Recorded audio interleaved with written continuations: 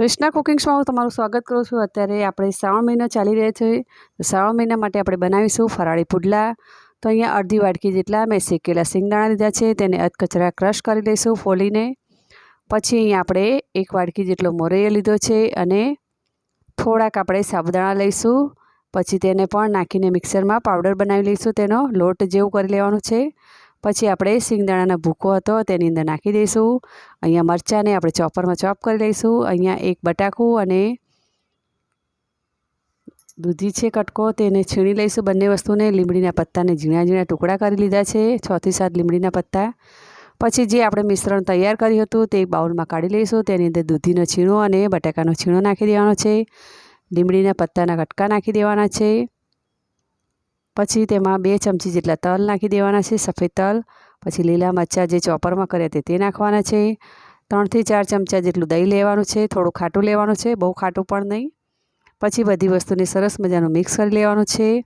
પછી થોડુંક આપણે અડધી વાટકી જેટલું પાણી નાખીશું અને ટેસ્ટ પ્રમાણે મીઠું નાખીશું। બધી વસ્તુને સરસ મજાનું મિક્સ કરીને તેને થોડીક વાર માટે રવા દેવાનું છે। તમે ટામેટાં અને લીલા ધાણા પણ નાખી શકો છો, મેં અહીંયા નથી નાખ્યા। અને પછી તેમાં અડધો કલાક રાખ્યા પછી તેમાં આપણે જીરું નાખી દઈશું। જીરું નાખ્યા પછી તેને મિક્સ કરી દઈશું। પછી નોનસ્ટિક પેન પર આપણે તેલ નાખીને તેને આ રીતે પાથરી દઈશું। આપણે બહુ પતલા નથી કરવાના, મીડિયમ રાખવાના છે પુડલા। તો આ રીતે તેને પાથરી દેવું। પછી તેની ઉપર તેલ નાખી દેવું। તમને તેલ ન ભાવે તો ઘીમાં પણ તમે કરી શકો છો। અહીંયા સિંગ તેલનો ઉપયોગ કર્યો છે।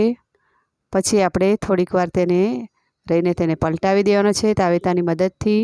થોડું ગોલ્ડન બ્રાઉન થાય પછી તેને આપણે પલટાવી દેવો।